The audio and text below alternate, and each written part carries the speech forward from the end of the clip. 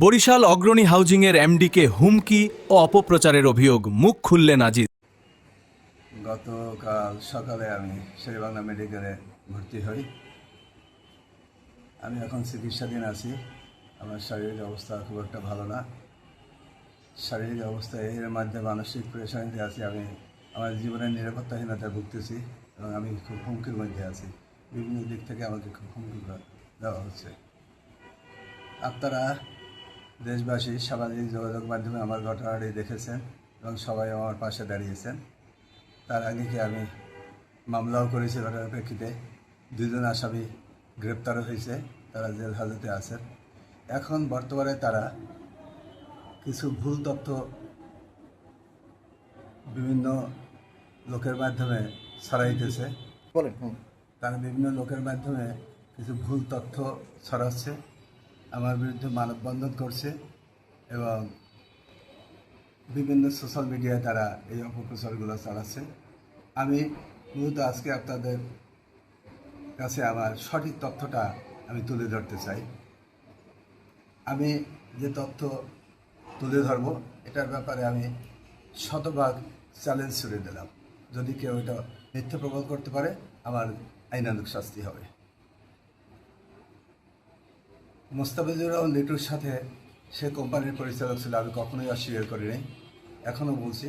এবং তার সাথে গত 12/11/2024 তারিখে কোম্পানির সাথে তার লেনদেন চূড়ান্ত হয়। সে কোম্পানির সর্বশেষ হিসাব অনুযায়ী তার পাওনা ছিল 32,09,145 টাকা।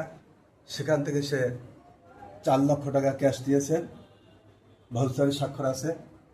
বাকি 28,09,145 টাকার বিনিময়ে সে অগ্রণী হাউজিংয়ের চন্দ্রদ্বীপ ফিউচার পার্ক প্রকল্প থেকে 26% জমি বুঝে নিয়েছে। বুঝে নিয়ে কোম্পানির শেয়ার, বিল ভাউচার সম্পূর্ণ সে আমাকে হস্তান্তর করে দিয়েছে। বিল ভাউচারের স্বাক্ষর আছে, আমি উপস্থাপন করতে পারব। সে এই 26% জমি আমার কাছ থেকে বুঝে নিয়ে জনৈক ব্যক্তির কাছে বিক্রি করছে এবং তার কাছ থেকে 12.5 লক্ষ টাকা বায়না বাবদ গ্রহণ করছে। অর্থাৎ এরপরে তার জমি বেচা কেনার লেনদেন থাকলে সেটা অন্যত্র হতে পারে, কিন্তু কোম্পানির সাথে বা আমার সাথে এই সংক্রান্ত কোনো লেনদেন তার নাই। আমার সাথে মোস্তাফিজুর রহমান লিটুর সাথে আমার ব্যক্তিগত বা কোম্পানির কোনো লেনদেন নাই, যা চুকে গেছে 12/11/2024 তারিখে। আরেকটা প্রশ্ন হলো যে সিসি ক্যামেরা তো আমরা মোস্তাফিজুর রহমান লিটুকে দেখেছিলাম, আবুল কালাম আজাদ ওইখানে তো ছিলেন না, এই বিষয়ে আপনার এখন আবুল কালাম আজাদ সম্বন্ধে আমি বলতেছি। আবুল কালাম আজাদ আমার রুমের সিসি ক্যামেরায় নাই, কিন্তু আমার অফিসের সিসি ক্যামেরায় সে আছেন। সে এই ঘটনার ঠিক 10 মিনিট পরেই আমার অফিসে আসছেন এবং তিনি থানায় গেছিলেন। আমাকে যখন এরা ধরে থানায় নিয়ে যায় তখন সেও থানায় গেছিলেন। আর আবুল কালাম আজাদ সে অগ্রণী হাউজিংয়ের কেউ না। সে বাকলায় 2019 সালে 50 লক্ষ টাকা বিনিয়োগ করে। 23 সালে হিসাব চূড়ান্ত হয়।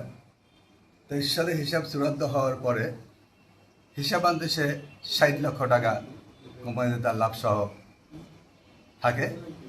সেই টাকা থেকে সে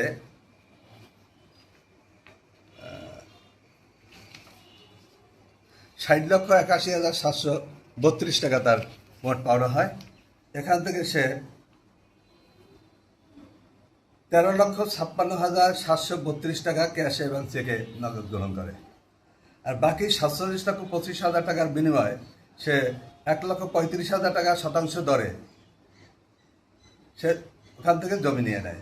চন্দ্রদ্বীপ ফিউচার পার্ক প্রকল্প থেকে সে জমি কিনে নেয় এবং এটার রেজিস্ট্রি চুক্তিপত্রের মাধ্যমে, যে তার অর্থাৎ কোম্পানির সাথে তার লেনদেন চূড়ান্ত হয়ে গেছে। সে ক্যাশ টাকা দিয়েছে, অবশিষ্ট টাকার বিনিময়ে সে জমি কিনে নিয়েছে।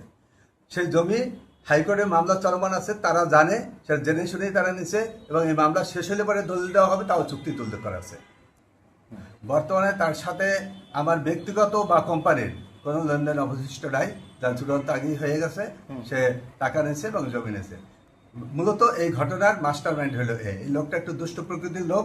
বর্তমানে মুস্তাফিজুর রহমান লিটু এবং আবুল কালাম আজাদের সাথে আবার ব্যক্তিগত কোনো লেনদেন নাই এবং কোম্পানির সাথে তাদের যে লেনদেন ছিল সেটাও চুকানো হয়ে গেছে। আর মূলত এই 1 কোটি টাকা চাঁদার দাবিতেই তারা সেদিনে হামলাটা করে।